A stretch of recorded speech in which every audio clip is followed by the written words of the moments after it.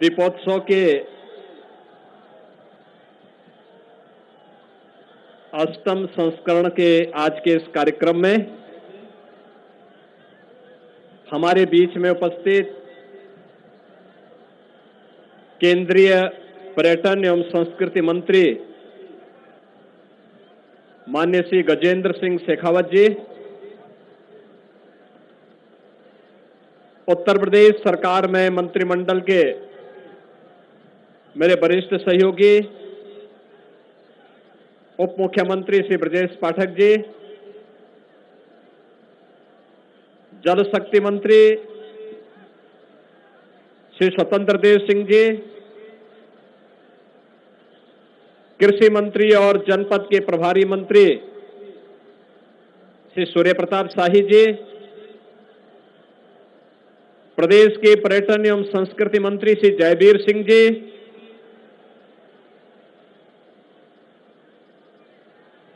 आज के इस कार्यक्रम में हम सबके बीच में इस उत्सव की गरिमा को बढ़ाने के लिए यहां पर उपस्थित इलाहाबाद उच्च न्यायालय की माननीय न्यायमूर्ति श्रीमती संगीता चंद्रा जी, उत्तर प्रदेश सरकार के मेरे मंत्रिमंडल के सहयोगीगण, सभी माननीय जनप्रतिनिधिगण, सभी पूज्य संतजन और हजारों की संख्या में राम जी की पेड़ी में उपस्थित और अयोध्या धाम में उपस्थित लाखों की संख्या में उपस्थित सभी मेरे श्री राम भक्त बहन और भाइयों, दीपोत्सव का यह भव्य और दिव्य आयोजन आज पूरी दुनिया देख रही है। मैं इसके लिए आपको भी, पूरे प्रदेशवासियों को भी और देश और दुनिया में जहां कहीं भी सनातन धर्मावलंबी इसका आनंद ले रहे हैं, उन सबको भी मैं इस अवसर पर हृदय से बधाई देता हूं, अपनी शुभकामनाएं देता हूं।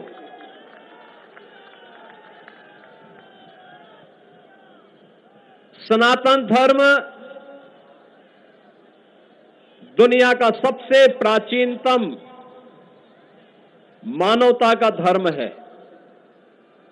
जियो और जीने दो की प्रेरणा देने वाला धर्म है। सबके कल्याण का मार्ग प्रशस्त करने वाला धर्म है और सबके कल्याण का मार्ग प्रशस्त करने वाले इस शाश्वत व्यवस्था पर जब कोई प्रहार करेगा तो स्वाभाविक रूप से स्वयं के विनाश को ही आमंत्रित करेगा।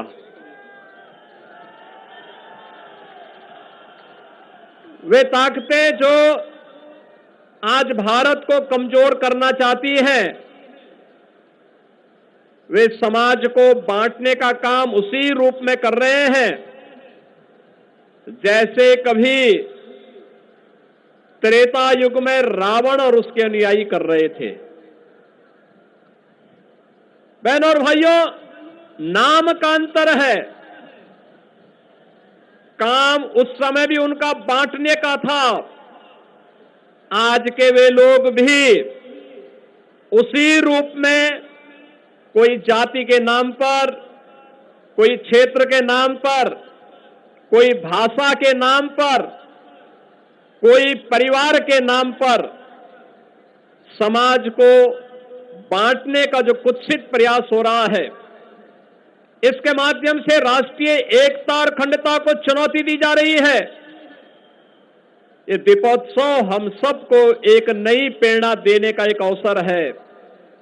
याद रखना, हम सबको इस बारे में स्मरण रखना होगा, उस कालखंड में भी, त्रेता युग में मारीच भी जानता था कि सोने का मृग बनकर के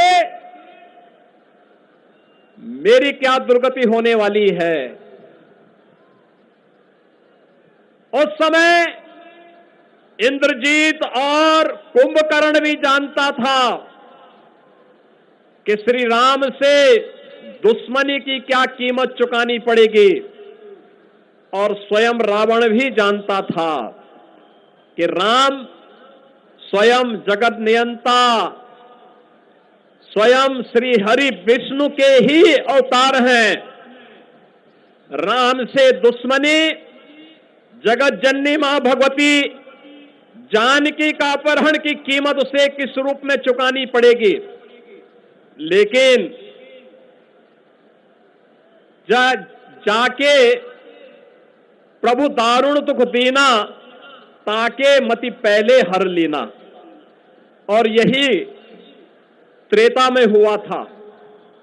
रावण हो, कुंभकर्ण हो, मेघनाथ हो, मारीच हो, खरदूषण हो, ताड़का हो, ये सब एक जैसी गति को इसलिए प्राप्त हुए क्योंकि इनका पक्ष धर्म का था, असत्य का था, अन्याय का था, अत्याचार का था, शोषण का था।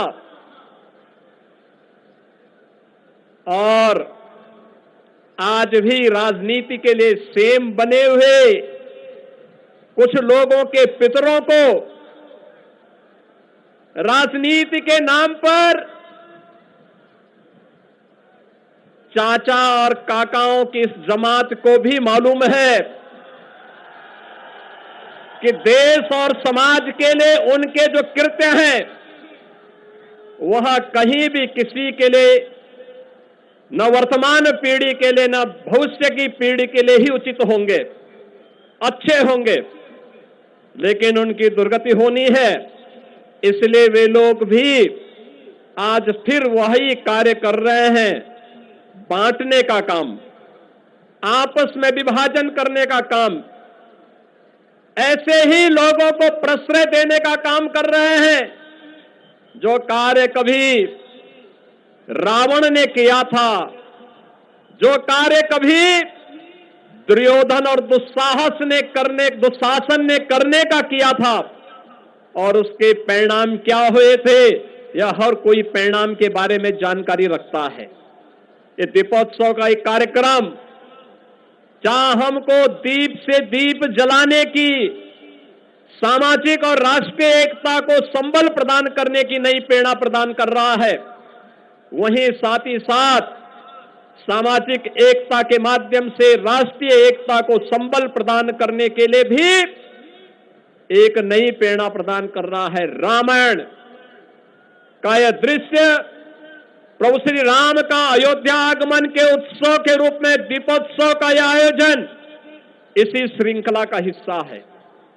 और मुझे तो अत्यंत आनंद की अनुभूति हो रही है कि दीपोत्सव का 8वां कार्यक्रम, इस दौरान दुनिया की सबसे बड़ी महामारी कोरोना का सामना भी हमने किया, लेकिन अयोध्या में दीपोत्सव का क्रम कभी थमा नहीं है, कभी नहीं थमा है। कोरोना कालखंड में भी यहां पर एक नए रिकॉर्ड बनते गए। और मैं मानता हूं आज फिर दीपोत्सव का एक कार्यक्रम, मां सरयू की आरती के कार्यक्रम ने भी कुछ नए रिकॉर्ड बनाए होंगे। कुछ ही देर में उसकी घोषणा भी होगी। लेकिन हमें इस बात को याद रखना होगा, इस शाश्वत क्रम इसी प्रकार से चलता रहे, यह अयोध्या वासियों की जिम्मेदारी बनती है। प्रभु राम का आगमन आपके लिए अद्भुत घटना है, अलौकिक घटना है। अयोध्या धाम को दुनिया के मानचित्र पर प्रस्तुत करता है। अयोध्या के माध्यम से दुनिया को एक नई प्रेरणा प्रदान करता है। यह दीप केवल अंधकार को ही, अमावस्या के अंधकार को ही दूर नहीं करने वाला है, अज्ञानता के अंधकार को ही दूर नहीं करने वाला है, समाज के दुश्मनों को भी एक नया जवाब देने का माध्यम है। वे आज रूप अलग अलग हो सकते हैं, नाम अलग अलग हो सकते हैं, लेकिन वे जिस भी रूप में होंगे उनके लिए एक चेतावनी भी होनी चाहिए।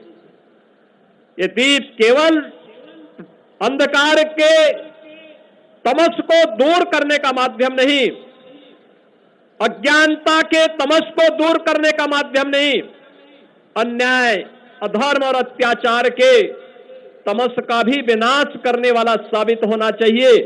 यह अयोध्या का संदेश पूरे प्रदेश के अंदर चलना चाहिए, प्रदेश के अंदर ये संदेश जाना ही चाहिए। और आज के इस अवसर पर मैं इस बात के लिए अभिनंदन करूंगा उन सभी स्वयं सेवकों का जिन्होंने जिला प्रशासन और पर्यटन विभाग के साथ इस दीपोत्सव के कार्यक्रम को इतनी भव्यता के साथ आगे बढ़ाने का कार्य किया है। अष्टम कार्यक्रम, पहला कार्यक्रम यह प्रदेश सरकार ने अपने स्तर पर किया था और 8वें संस्करण तक पहुंचते पहुंचते यहां जन सहभागिता का एक आदर्श उदाहरण बन गया कि 30,000 से अधिक स्वयंसेवक आज इस पूरे कार्यक्रम के साथ जुड़ करके लाखों दीपों को प्रज्वलित करने का कार्य अयोध्या धाम से कर रहे हैं। ये नई अयोध्या है, नए भारत का नया उत्तर प्रदेश और नए उत्तर प्रदेश की नई अयोध्या।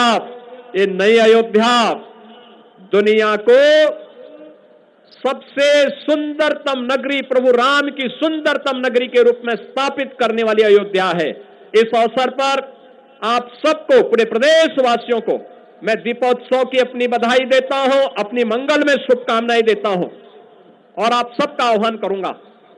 कल दीपावली का कार्यक्रम होगा, हर एक घर में दीपोत्सव भी होगा, हर एक घर में पकवान भी बनेंगे। याद रखना, हमारा पर्व और त्योहार एकांगी का प्रतीक नहीं है। आज जो हमारी सरकार यहां पर आई है, ये इसीलिए आई है कि पर्व और त्योहार सामूहिक रूप से मनाए जाते हैं। कम से कम एक उस परिवार के पास जरूर जाना जिसके पास अभाव है।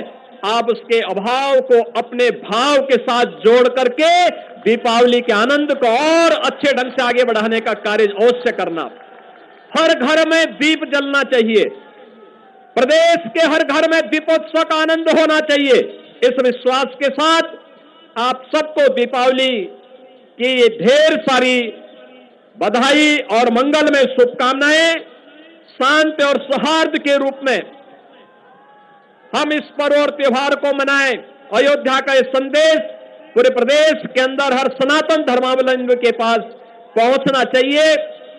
आज के इस अवसर पर इन्हीं सब बातों के साथ मैं केंद्रीय मंत्री माननीय श्री गजेंद्र सिंह शेखावत जी का, अपने अन्य सभी गणमान्य अतिथियों का, पूज्य संतों का, सभी का हृदय से अभिनंदन करते हुए अपनी वाणी को देता हूं विराम। मेरे साथ बोलेंगे जय श्री राम, जय जय श्री राम, जय जय श्री राम।